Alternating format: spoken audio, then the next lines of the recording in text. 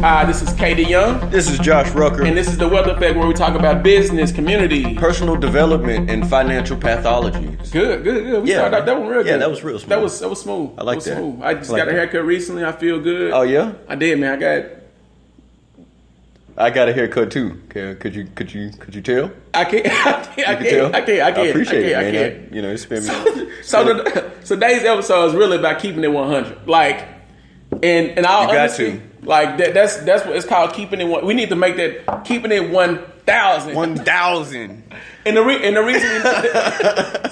with a dollar sign in the front. Yeah, and the reason we named this episode "Keeping It 100" is because your financial advisor may not be keeping it 1,000 with you. And you have to know. And I know that I said this earlier. I'm gonna step on a lot of my colleagues' toes.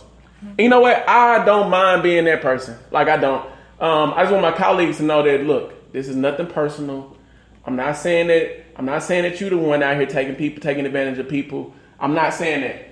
What I am saying though is that you have to find a way to keep it 1,000. Oh, that's even better, Josh.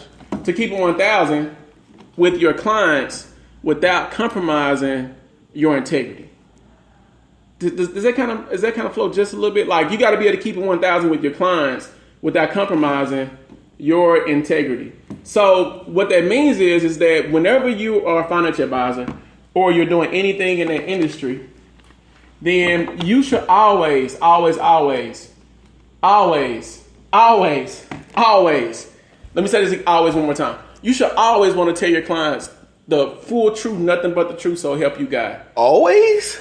Man, look, if you came to me and you were, and today's wealth indicator, the wealth indicator for the day, I almost skipped over it. Yeah. The wealth indicator for the day is $17 billion. $17 billion. $17 billion people lose each year by not getting the 1,000 or 100 answer from their financial advisor. Dang. It's estimated $17 billion per year that the financial advisor may be leaving out, or it may be, how can I put it?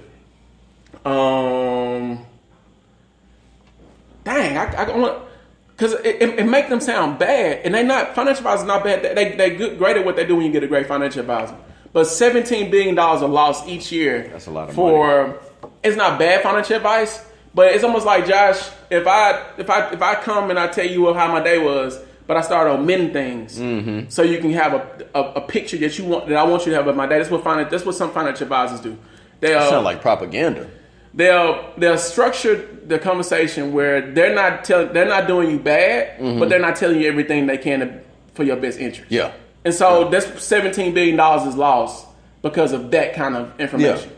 So that's what the $17 billion. That's the wealth indicator. $17 billion. That's a lot, man. It's a lot of money. But like you said, that's just, I call it competitive investing. Because say that one more time. Because what it boils down to is the financial advisor has a quota. They have a goal to meet. And we're talking about monetary goal, like amount of money they want to be able to manage. Yeah, definitely.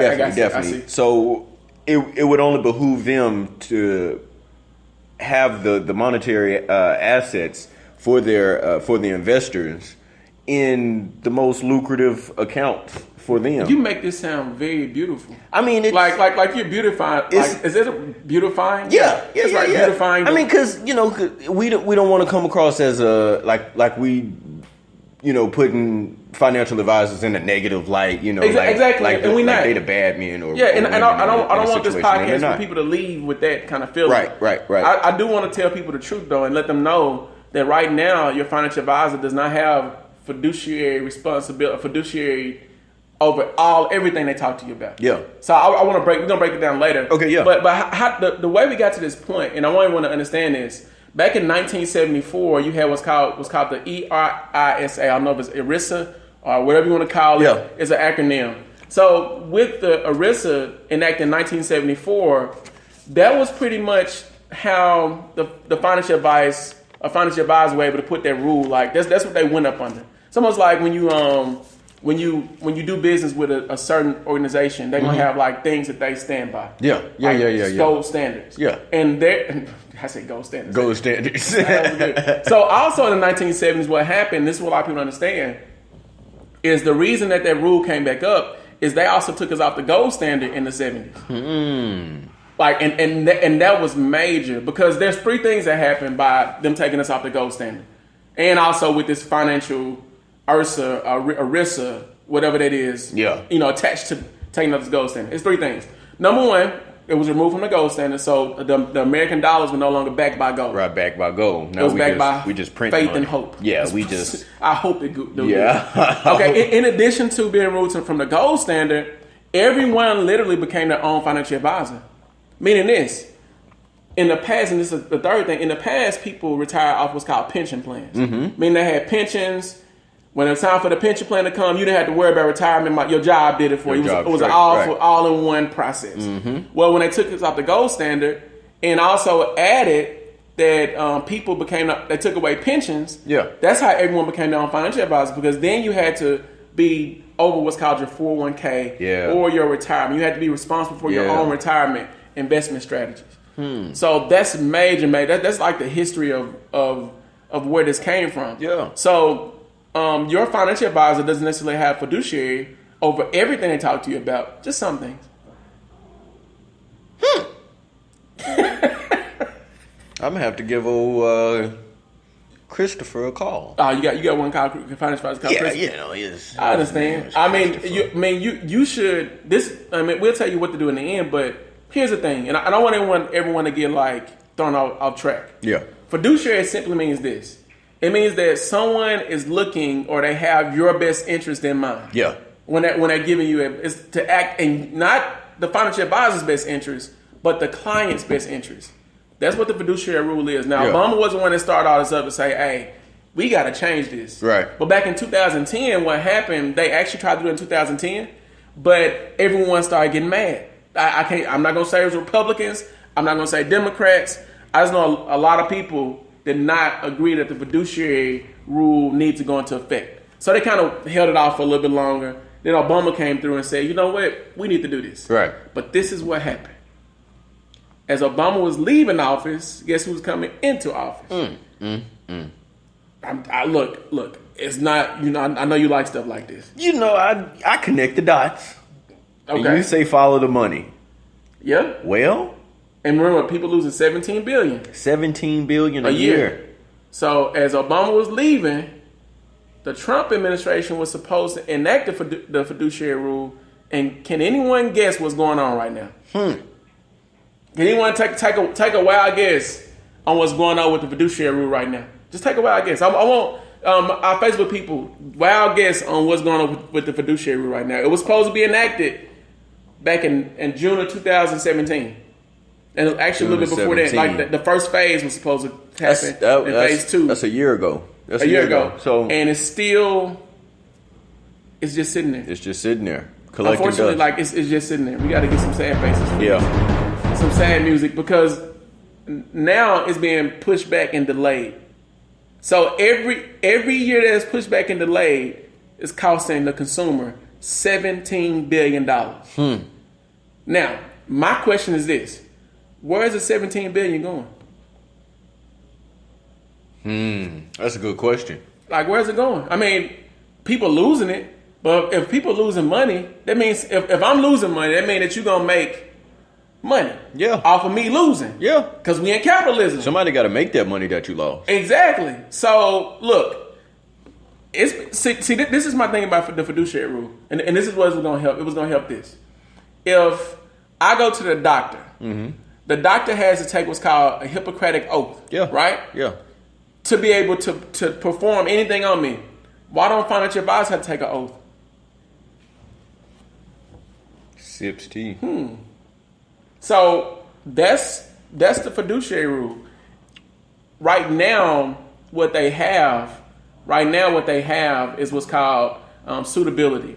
And the suitability standards mean that if I'm giving you advice, it just has to be suitable. Meaning, like, I come to you say, hey, man, this is what I want my portfolio to look like. and you give me the least suitable investment choice out of my options, but it benefits you more, but it benefits me kinda. Yeah. But you're still good because it's meeting my financial goals. Is that what that is? I thought about it like this when I understood the suitability rule, whatever, or the suitability standard. This is what I thought of. I thought about if I went to a car dealership and I have $30,000, so I got full price for a car. Yeah. This is just me.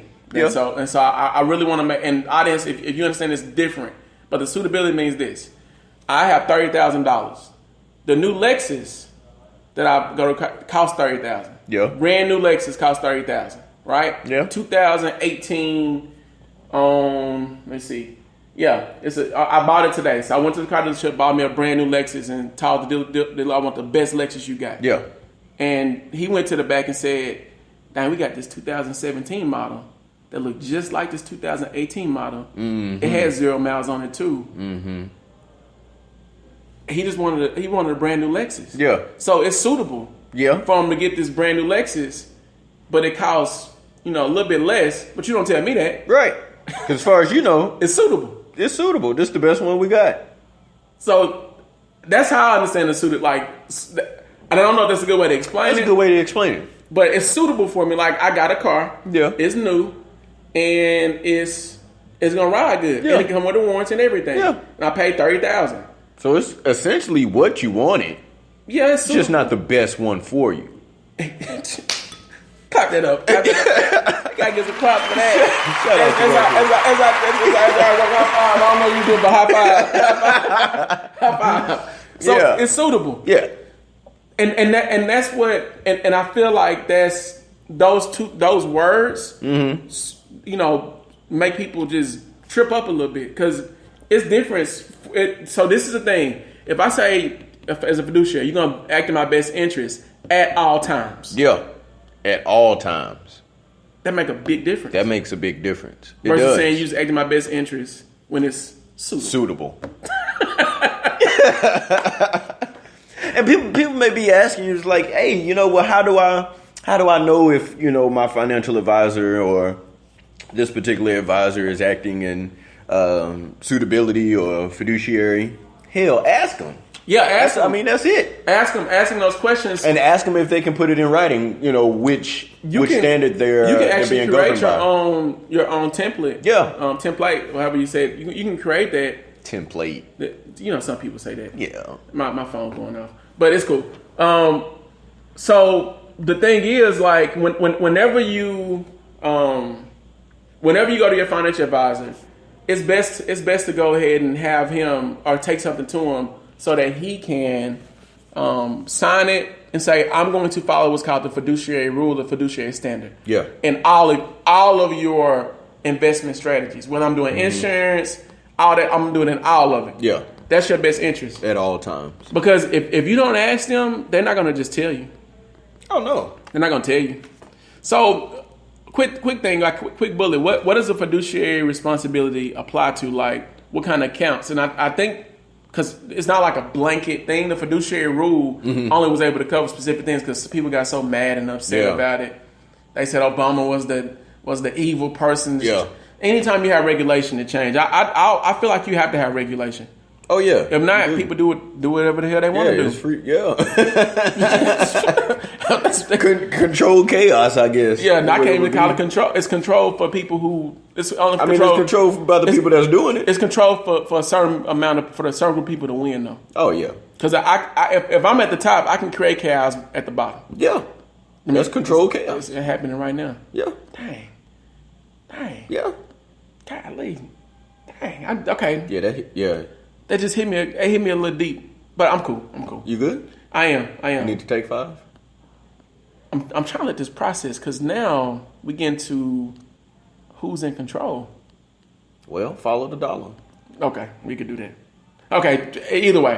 All right. So the accounts are the things that this fiduciary covers are retirement plans. Now this is what it includes. Yeah. Defined contributions such as a 401k plan, 403B plan, employee stock ownership plans, and what's called a SEP or a simplified employee pension. Yeah.